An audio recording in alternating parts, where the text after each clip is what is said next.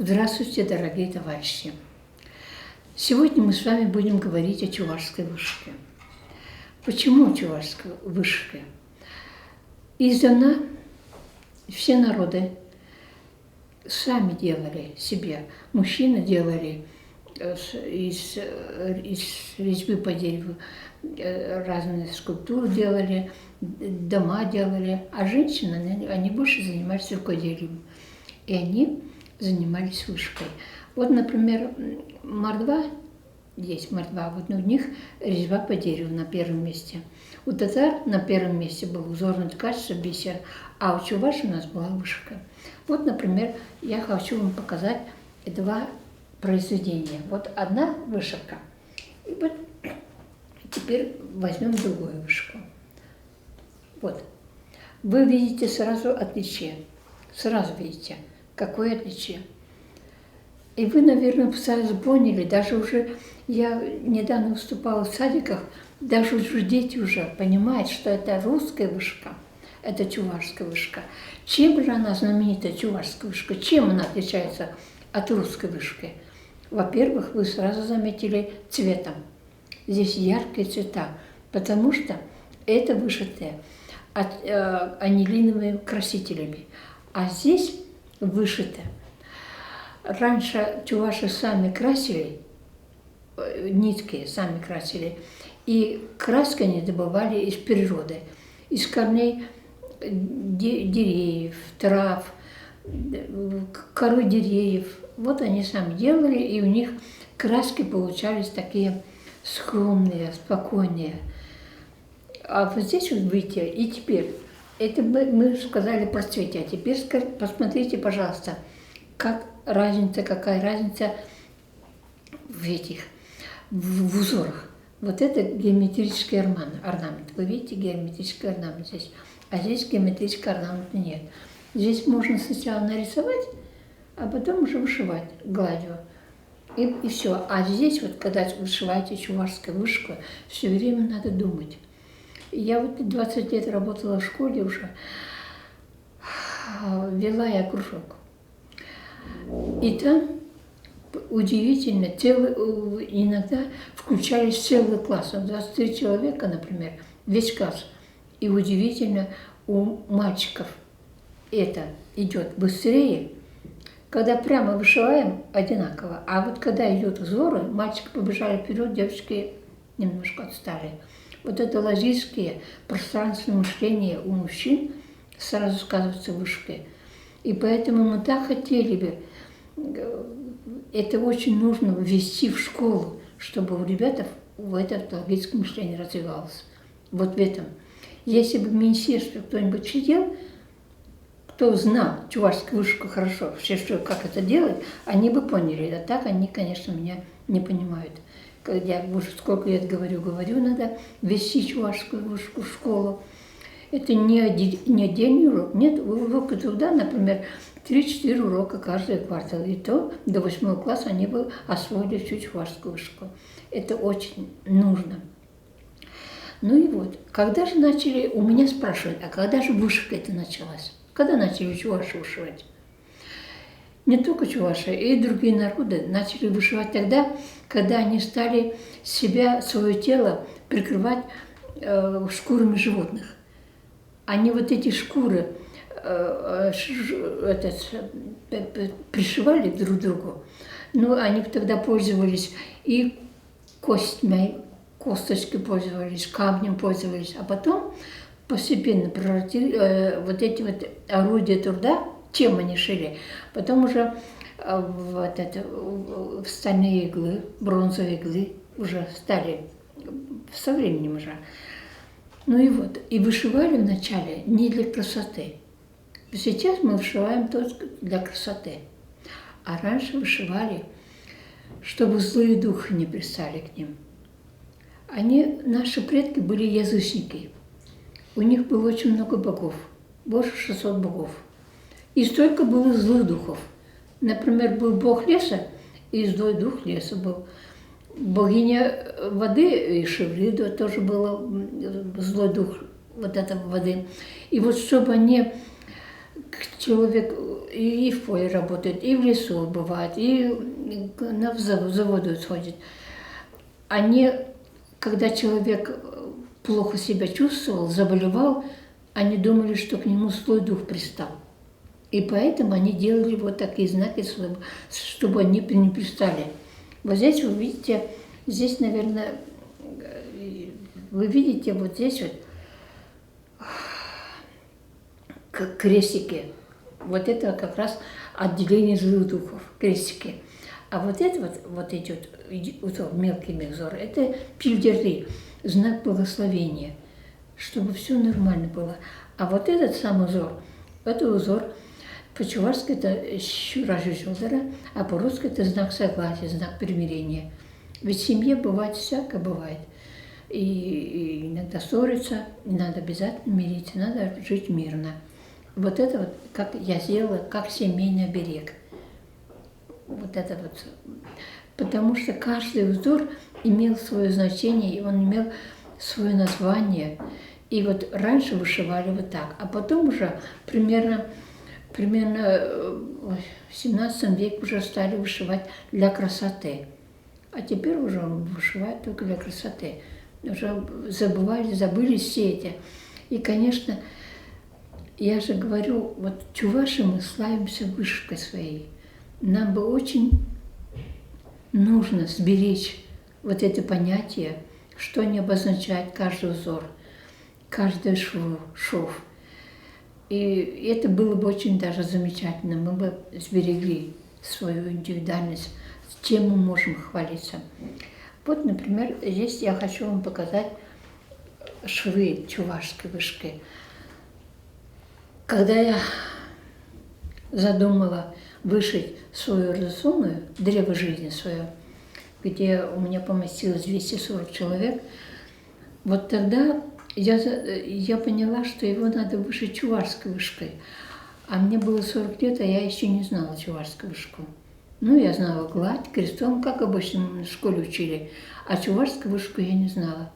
И тут я заинтересовалась, а сколько же этих швов? В книге Никитина там дается 18 швов. А потом я стала в музеях интересоваться, и Алексей Александрович Трофимов мне посоветовал обратиться в Санкт-Петербург. Там раньше назывался Музей этнографии народов СССР. Вот там хранятся вещи больше 32 тысяч изделий. Там не только вышивка, но большинство это вышивки. Там 300-летней давности. Они собирали 200 лет назад. А наши архивы начали собирать 100 лет назад. У нас в архивах 200-летней давности вот эти вот наши экспонаты, а у них 300-летней давности. И вот я там, мне удалось найти, вот здесь вот посмотрите, сколько здесь. Здесь 67 швов. Но здесь не все они, вот где вы видите красные, вот, например, допустим, простите, пожалуйста, я показала изнанку. Вот, например, вот один узор. Вот мудреный шов. Вот он, этот узор, мудреный шов. И снизу к черным его эти разновидности. У этого шва 4 разновидности, видите? А у некоторых швов нету разновидности. Красный шов – это основной шов. А если идет, вот, например, красный идет и зеленый внизу, зеленый – это его разновидности данного шва. Вот так надо понимать. Основной шов здесь 31 шов, основной шов чувашской вышки. Вот мне удалось вышить, сейчас я вам покажу одно, это салфетку одну. И в этой салфетке мне просто интересно было, можно ли одну салфетку вышить, используя все швы. Вот здесь 31 шов. Вот одна салфетка, видите, 31 шов. Можно. Если хочешь, если горит в сердце, все можно сделать. Вот видите, нормально получилось. Хорошо. И тут, когда я вот искала эти швы, даже я обратила внимание, наша республика как делится на 3 группы. Верховые, низовые, средненизовые. И вот каждому, например, средним низовым присуще вот так, например, кассан жидкла называется, цветная перевить. Вот здесь плохо видно, конечно. Вот она здесь. Вот. Это мой инициал, Ж, буква Ж. Вот так они вышивали. Раньше, давным-давно, наши девушки не умели плести кружева. Когда в Ульяновске, Симбирске открылась гимназия, и наши девушки стали там учиться, они у русских научились плести кружева, и приехали и научили всех. Все уже научились потом. И вот раньше, вот цветная перевить называется, вместе кружев вот так вот ниткой вытягивали, а потом стягивали определенным образом. Это очень интересная работа. Короче говоря, вышивать начинали очень рано. Начинали девочек, потому что раньше же они же в школу не ходили, например, 300 лет назад, 200 лет назад. Они дома все время жили. И с ними бабушка учила, потому что маме некогда было, у мамы другие дела были. Там еще маленькие детки были, и готовить, и стирать, и все, убираться маме надо было, бабушка их учила. Начинали их обучать с 5-6-летнего возраста, потому что к своей свадьбе она должна была приданое свое приготовить. Это сейчас на свадьбах дарят молодым подарки. И жениху и невесте. А раньше невеста одаривала подарками родственников жениха. Иногда до 100 рубах ей надо было не только сшить, но и вышить. Вы знаете, сколько ей надо было трудиться? Вот моя бабушка рассказывала, я помню. Раньше ведь, вот когда сын рождался, давали ему надел, или как участок давали, сколько-то соток, допустим, да. И вот в участке были 2 километра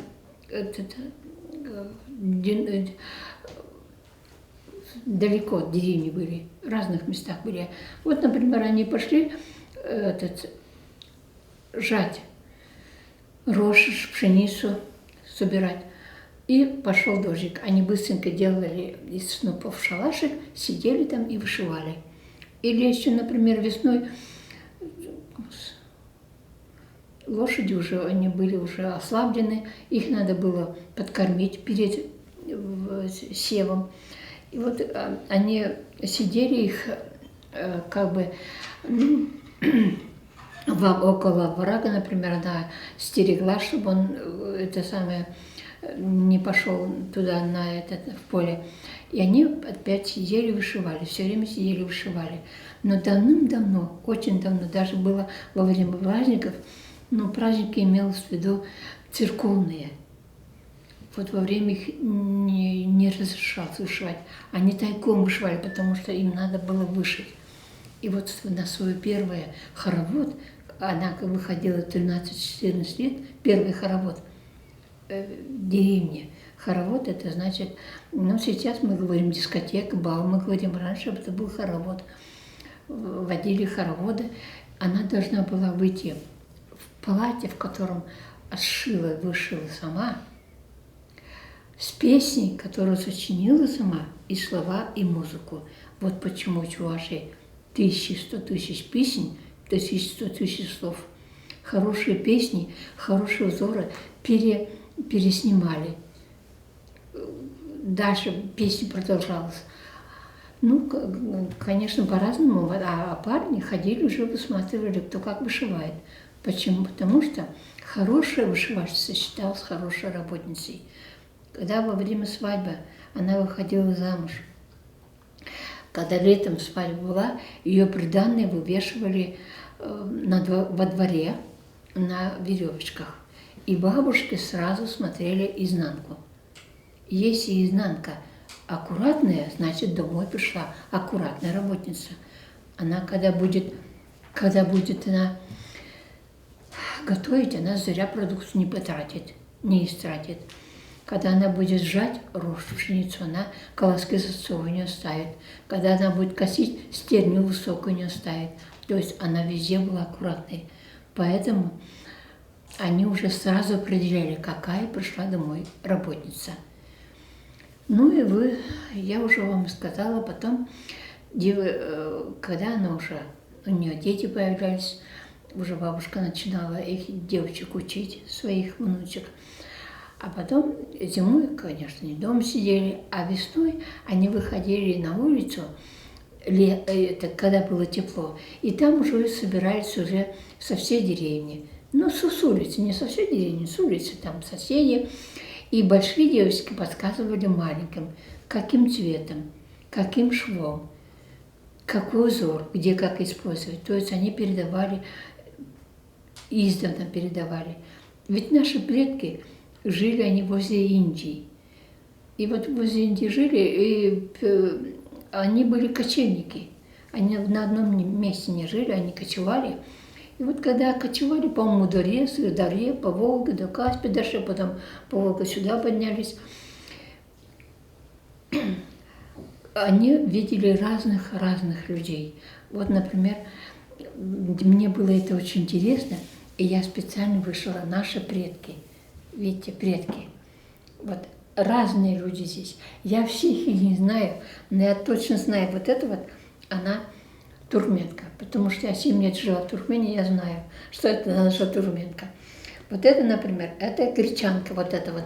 Потому что мне из Греции выслали книгу про вышивку греческую, и я оттуда взяла. Я сама вышла другой вышивку, но я оттуда взяла. Вот, например, допустим, вот это вот внизу, самое внизу, где цифра, это, как вы думаете, это русалка. Совершенно верно. А вот кто же вот такая вот эта вот это, вот, где буква П стоит? Это амазонка. Это амазонка. Вот они каждую, что не видели в пути, они себе и вышивали, вот эти вот. И мне было это очень интересно, я другие не знаю, где чуваши не могу я сказать. Но вот то, что они видели, вот этих предков, они вышивали. И это я взяла все это из книг, из вышивок древних. Мне было это очень интересно, как я, конечно, их еще больше предки. А вот это вот вокруг, видите, узор, это врата рая. Врата рая, потому что наши предки, они уже там. Поэтому я взяла это врата рая, сделала. Но когда делаешь какую-то, я уже вам сказала, когда вышиваю что-то, хочется, чтобы оно имело свое значение, смысловое значение. Очень много было. Вот, например, мы говорим, чуваш сурбаня шуру дать арихура. Если перевести дословно, получается, сурбан – это головная повязка. Сурбан белый, а узоры черные. А смысловое значение у него другое. Светло материнство, но трудны его обязанности. Вот так переводится каждый узор. Вот если бы мы все это знали, какие бы мы богатые были. А ведь если спросить не только детей, и взрослые даже редко кто знает вот эти вот. Это очень интересно, это своеобразная жизнь такая, вся наша жизнь. Вот случайно, у меня случайно вот это получилось «Огонь и вода». Как-то МЧСники сделали свою выставку в музее чувашской вышивки, говорили, и мне звонят: Евгения Николаевна, у вас есть МЧСников? Я говорю: нет, ничего, я как-то МЧС, это как бы это современное же, а я как-то больше интересуюсь древностью. Потом, ну ладно, я говорю: нет, я не буду участвовать. Пошла, иду в магазин и думаю, что такое МЧС? Я думаю, что это может быть МЧС? Это аварии разные. Это вот помогает при авариях. Это пожар, это вода. Думаю, стой. А в чувашской вышивке столько этих узоров огня и воды. И вот я это сделала. И вот вокруг это мы, люди, видите? А вот это это моя мама на своей сурбане вышила. Это огонь и вода. Мой отец, он был немножко такой, не сердитый, а вот такой был, немножко рисковатый. Мама была очень спокойная. Вот мама вышла, видите? И она хотела, чтобы у них было согласие, мир и согласие в семье. Вот это я сделала. И вот потом, после этого у меня и пошло. Вот предки я вышла, птицы вышла. Вот здесь вот я хочу вам показать салфетки птицы. Почему я это взяла? Помните, я вам говорила, наши предки, они говорили, что когда ребенок слабо рождался, слабеньким, болезненным, чтобы он не умирал, они ему имя не давали. Они думали, если имя дадим, то злой дух узнает, что он родился, и его возьмут с собой. И поэтому они птицами называли, даже курах называли, чержи даже. Вот такие были людей они называли, считали птицами. Поэтому Чувашская вышка очень много вот этих вот птиц, видите, каких только птиц нет, видите. Мне очень нравится вот эта птица, вот здесь, вот посмотрите, здесь внизу бабушка с дедушкой, папа с мамой, и внутри дети. Видите, как они изображали свое вот это вот. Но они, конечно, рисовать не умели, а вот вышивка они все много изображали. Вот здесь вот я вышила мелкий узор чувашской вышивкой. Это вот, например, узоры на нагрудной части женской рубашки. Вот первое, вот отсюда идем. Нагрудная часть женской рубашки. Второе на рукаве. Третье на подоле. Женскую рубашку такие узоры были. Вот здесь вот вы видите, вот, например, вот узор. Вот, простите меня, пожалуйста. Вот здесь вот видите отделение слухов. На нагрудной части. Дальше. Такое же идет отделение тоже, вот, на рукаве идет.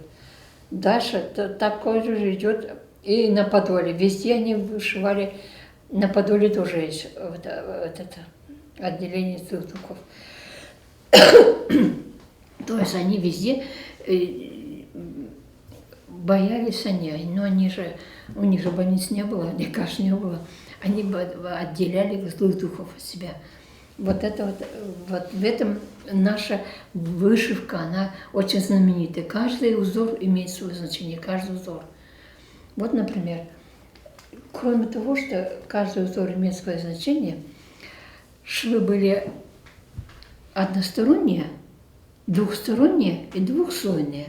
Вот недавно Медведев приезжал к нам, и ему объясняют, вот чувашская вышка знаменита тем, что она двухсторонняя. Да все вышки двухсторонние.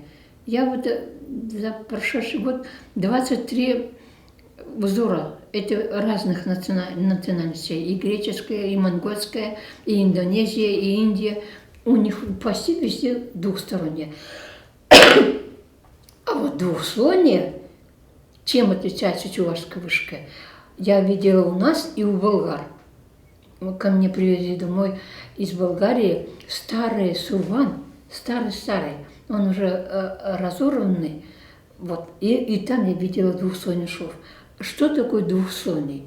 Это значит, двухсторонний шов, вы понимаете, они одинаково смотрятся с обеих сторон, так ведь? А двухслойный, вот это вот вышиваешь один раз, потом с изнанки то же самое еще заполняешь, еще раз. 2 слоя получается, поэтому двухслойный. Двухсторонний это просто вот, например, вот я вам показала, сейчас я вам покажу, чтобы было понятно. Вот мудреный шов, я сказала, мудреный шов, он одинаково смотрится с обеих сторон. Вот двухсторонний шов. Один раз вышиваешь, сразу все одинаково, и там, и там. Вот это двухсторонний, а это двухслойный. Вот чувашская вышивка отличается от других. Пока я других народов не видела. Только у Болгарии вот мне привезли. Больше я не заметила. Вот двухслойная вышивка, вот чем она знаменитая. Медведеву так что неправильно объяснили. Не двухсторонняя, а двухслойная вышка. Вот наша чувашская вышка славится вот этим, двухслойной вышкой. Дальше. Какие же использовали узоры? Что же они больше узора? Я вам сказала, что они отделяли злых духов. Но кроме этого, узоры назывались тамга. Это родовый знак тамга. По-русски тамга, по-чувашски тамга. У каждого рода, тогда же фамилии не было, своя тамга была. Свое. Вот, например, вот посмотрите, посмотрим сейчас. Но это они древние, советские 300-летней давности. Вот, например, посмотрите, пожалуйста, что вы можете сказать. Вы видите два узора. Вот здесь вот, да? Вот один узор и второй узор, так ведь? Так. Почему два узора? Потому что это свадебный платок жениха. Первое, что она вышивала, это платок жениха вышивала невеста. И потому что она уже знала, за кого выходит замуж, за кого, и знала его тамгу. Вот его, это, например, ее вышивка была, а внизу вы видите птицы, да, а наверху это дом. Вот это означает, видите, у них разные тамги были. Вот здесь вот очень интересная еще тамга. Я вам хочу показать тоже. Это многолетней давности. Вот посмотрите, это древние узоры. Не сейчас она не встречается. Как вы думаете, что это? Что они? Наверху это ящеры, а внизу это черепахи. Вот были разные тамги. Понятно, да? Вот это тамга жениха, тамга невесты. И во время свадьбы жених вот этот платок одевал на спину, вот так вот прикреплял, чтобы оба конца были видны. Чтобы тамги были видны. Поэтому он так одевал, вот так одевал свой платок. Мне они очень интересны, вот эти вот. Ну, раньше, когда я детям работала в школе с детьми, однажды я родилась в Цивильском районе, в деревне Тюнзере, и однажды мне Надежда Евгеньевна, учительница, говорит: Евгения Николаевна, вы всю республику обучаете чувашскую вышку, а нас нет, своих земляков. Я говорю, ладно, посмотрим, как будет в сентябре. И я поехала, и вот, когда я приехала в школу, начали оставаться, в кружок записались, 5-6 девочек, которые ждали автобус. Потому что сейчас в деревне автобусы возят, из школы отвозят. Они ждали старшеклассников. 4 урока закончилось, 6 уроков надо подождать. Вот мы сидели, вшивали. А потом, на них глядя, начали оставаться тоже старшеклассницкие. С той деревни, где школа, девочки. А ей стали мне мамам подарки 8 марта. На них, глядя, мальчика ставить. И все 23 мальчика, то, что были в классе, все стали вышивать. Весь класс. Мне было, конечно, это сразу это трудно. 23 сразу. Но мне помогала Надежда Евгеньевна. И еще я разрешила им сесть кто с кем хочет. Потому что я же вам говорю, кто-то идет вперед, кто-то отстает. Чтобы они друг другу помогали. Вот они и помогали друг другу. И мне это очень нравилось, как они помогали. Они сидели, вот объясняли друг другу. Вот первый год мы сами просто начали. И вообще, когда начинаешь вышивать, просто вот такие салфеточки мы вышивали. Самое простое. А потом на 2 классе мы стали вышивать вот что. Вот. Знаете, что это?